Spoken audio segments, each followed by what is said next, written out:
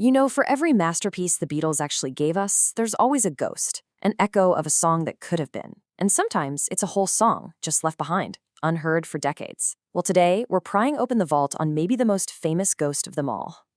For nearly half a century, a final song from John Lennon was basically trapped on a simple cassette tape. It's this beautiful melody that everyone thought was lost forever, totally impossible to finish. So how on earth did a piece of software, of AI, finally set it free? Okay, let's get into it. To really get the solution, you have to understand the problem first. And for decades, this was a problem everyone considered completely unsolvable. And it all comes down to how John recorded that original demo. He recorded it in mono. So what does that actually mean?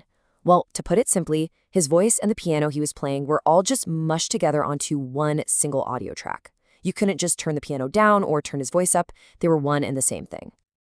Think of it like this, right? You've got two totally separate ingredients, John's incredible voice and the sound of his piano. But in the recording process back then, they were pretty much permanently combined. And the result? Well, it's like a permanently baked cake. The vocal was the flour, the piano was the sugar, and once they were mixed together and baked onto that tape, that was it. There was no way to separate them. You can't just take the sugar out of a cake after it's been baked, right? And that's exactly why that song sat on a shelf for 50 years. Until, that is, this revolutionary new technology came along. A technology that could do what everyone thought was impossible. Something that could, for the very first time, act as a kind of digital unbaker. It basically asked a question that audio engineers had only dreamed of for generations. What if you could digitally separate those ingredients after they've already been mixed together? And this is the key to everything.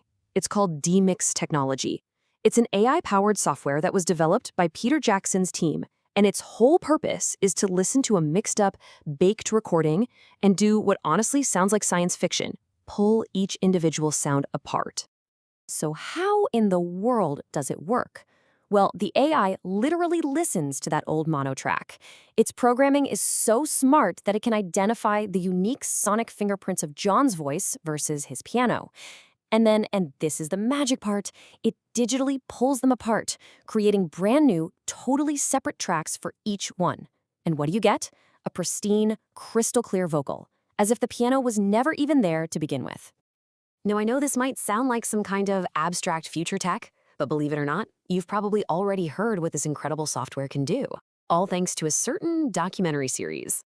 Remember in Peter Jackson's Get Back documentary, they used this exact same AI to listen to the old film audio where the Beatles were, whispering to each other while guitars were blaring and amps were humming. The AI went in, found their voices, and pulled those secret, decades-old conversations out of the noise, making them perfectly clear.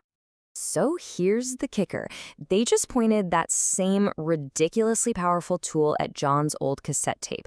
The AI listened, it identified his voice, separated it from the piano, and boom, it handed the producers the one thing they needed to finally finish the last ever Beatles song.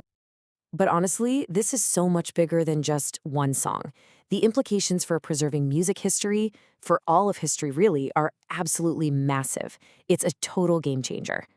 Just think about it for a second. Vocals that were lost can now be rescued from noisy old demo tapes. Classic albums can be remixed with a clarity nobody ever thought was possible. It's like unlocking a time capsule. We get to preserve our musical history and hear it with totally fresh ears, and tap into all this creative potential that's been hidden away in archives all over the world. So this incredible tech brought one ghost song back to life. Which, of course, gets you thinking about all the other ones that are still locked away out there. And that? Well, that brings us back to you. After hearing all this, what's your ultimate lost track? If they could go back and finish any other unfinished Beatles song, which one would you pick? What's the one you wish they could have released for the world to hear? Go ahead and let us know your pick down in the comments below. And hey, if you had as much fun prying open this vault with us as we did, do us a solid and hit that like button and maybe subscribe so you don't miss the next time we dive into something cool like this. Thanks for hanging out with us.